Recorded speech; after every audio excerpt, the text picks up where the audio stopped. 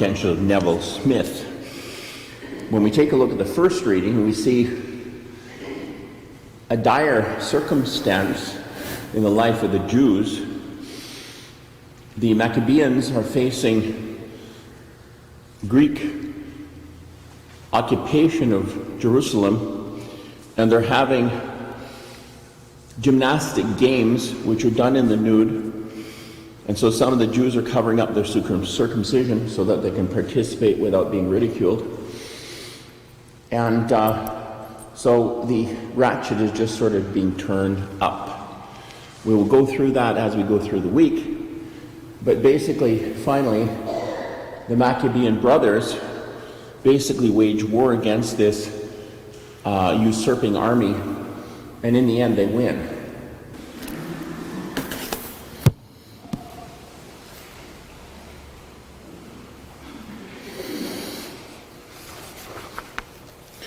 So what we see in the first reading with regard to the book of Maccabees is the temptation to compromise your faith due to the prevalent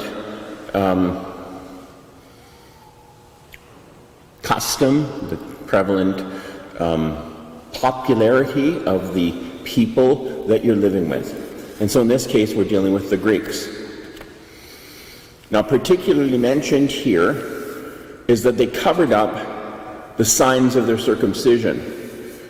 Now, this gets a little graphic, but here we go.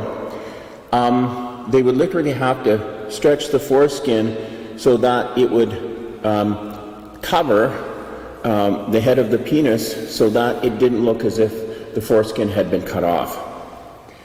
Now, by the way, while I'm in the subject, Father Mark Gruber, who did extensive research regarding this, regarding both the Jews and the Arabs who circumcised their boys, he says, frankly, although there is a more modern tendency to consider this as mutilation, and the fact is that there is a certain desensitivity of the penis due to this removal of the foreskin, he said, actually, it is a gift to the wife that instead of premature ejaculation, what you're dealing with is a slight desensitivity, and therefore it gives more of an opportunity for her to be satisfied rather than the husband to simply be satisfied and then the wife be left frustrated. And by the way, with regard to that,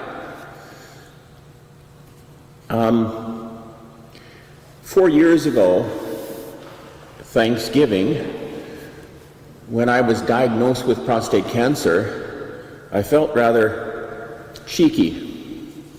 I'm 62 now, I was 58 then, and I simply said to the urologist, I'm a 58-year virgin, I don't have to worry about pleasing women, I don't use my prostate, take it out.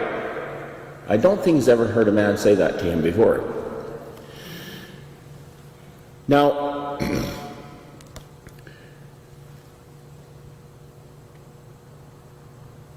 the issue is that for me as a priest, how do I know if the husband is not doing his job in terms of satisfying his wife? Well, because I know something that he doesn't know. The wife comes to me in confession and says, Father, my husband had sex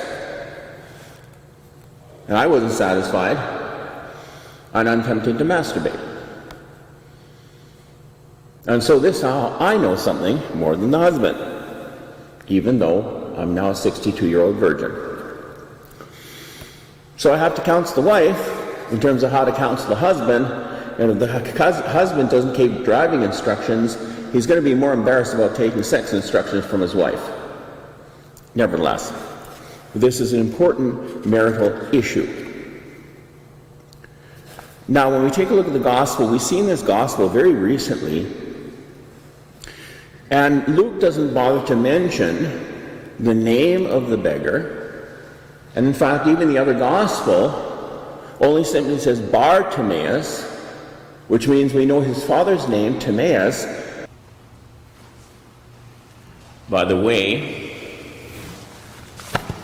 not to be too sex-centered in my commentary today, but as an expert on theology of the body, it's very interesting how it's affecting the Ukrainian, the Basilian, it's not quite right, the Byzantine, the Eastern Catholics who are married priests. There is somewhat of a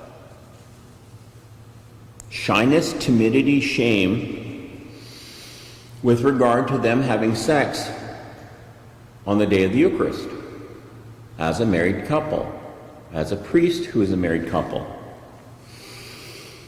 And the way they solve it is that generally they only have Eucharist on Sunday. Now it's a 3-hour ceremony, so I guess they make up for it. But when I was in Gaming, Austria, the married priests, like the Latin West priests, were saying the Eucharist every day. We of course are celibate. And so they got used to saying the Mass every day. And so they started digging into their history,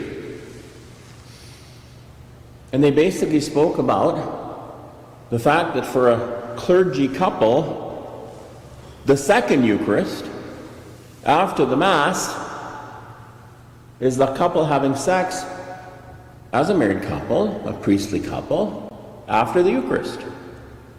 So this is helping even clergy in the East to not be as shameful or embarrassed about being married and doing what God has commanded us to do. Let us pray.